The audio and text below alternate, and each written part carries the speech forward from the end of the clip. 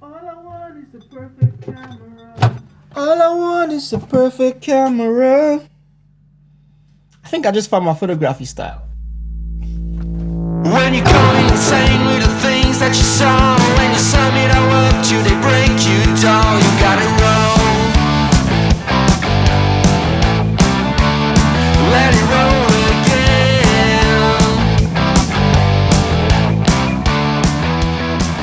Now the city you live makes you feel. All the photos you just saw were shot with the Fujifilm X-M5 and the 7Artisans 50mm F1.8 light lens.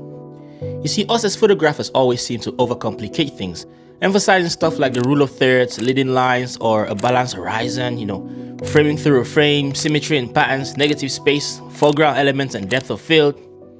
Now don't get me wrong, all these things are important to know and understand. I am of the opinion that photography is both an art and a science, and you can argue that art has no rules, right? But science, on the other hand, comes to its conclusions by experiments, and that's how discoveries are made. The fact is this: majority of the great photos in history were not technically planned. The photographer took the shot and later realized it was a banger. Because we didn't have live preview at the time, it would take days or weeks to develop, scan and print. On the same day, he'd probably come home with other non-keepers, but he wouldn't have found that one killer shot if he didn't take all these.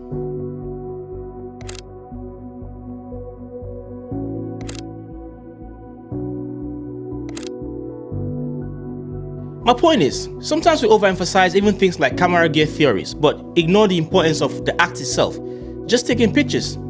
In the past months of me having the 7Artisans 50mm F1.8 or my Fujifilm X-M5, I have discovered a few things about myself. I have found that I love it when I shoot subjects in isolation. It simply tells the eyes where to look. All the distractions are removed as you don't have the luxury of going wide like you would with a 16, 23 or even a 35mm lens.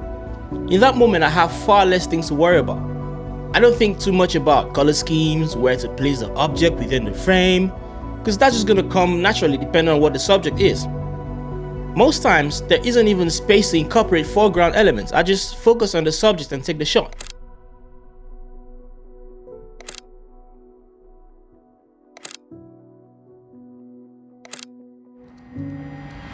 I've also learned that I love to underexpose. You see, I shoot aperture priority, and for the most part, my camera decides exposure for me. As long as I dial in the aperture I need, I select my ISO range. The camera meters the light in the scene, mostly using my focus point as the metering area, thus picking what shutter speed it thinks is best to get the proper exposure. And it works pretty well, but now I've learned how to use exposure compensation with more intention.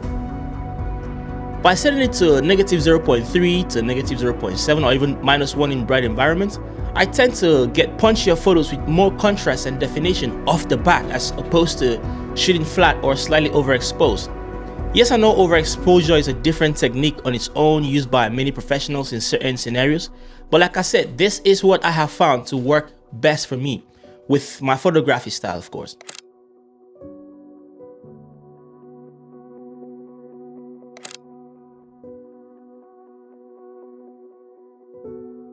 Next thing I've learned is shooting in less than ideal situations. So I live in England and it's a complete hustle trying to catch perfect light. Either very early in the morning or mid-evening just before the sun dies out.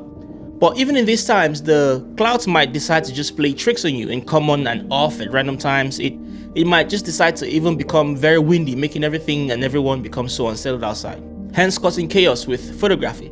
It might even decide to start raining and chase you back into cover. So, I mean, all sorts of variables here, and sometimes it can feel very discouraging to even pack a small camera bag to go out and shoot. On this day, I went to the Anfield Stadium to see what I could find. Upon arrival, it started raining. You know, not a very heavy downpour, but just enough sprinkles to destroy your camera or ruin your day. I contemplated just leaving and coming back another day, but then I realized the bad days are also days. If I decide to leave now, who captures the chaos and the rain? Who captures the imperfect conditions? You see, so I stuck through it, and I got some shots I ended up being very happy with.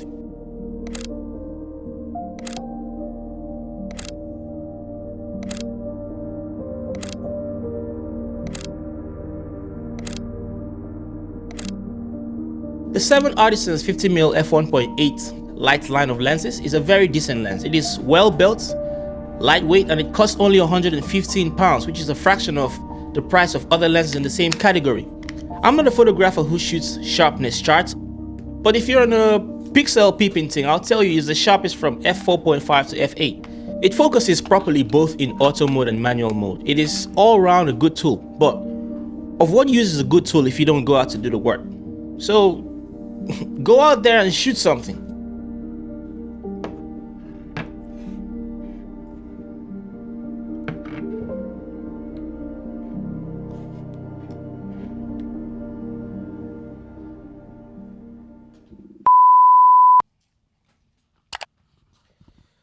.25 FPS, 4K, ISO 1000 f2.8, shutter speed 1/50, white balance 6000 Kelvin. I'm indoors, natural light coming from the window, but that natural light is almost useless at this point.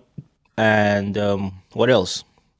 Key light, newer FS230B backlight is aperture Amaran 100DS in a 65mm softbox and a grid, and the key light is in a 95mm softbox without a grid. Softbox for the key light is from Godox. Softbox for the for the backlight is Godox as well. Camera is a Sony A7C Mark II.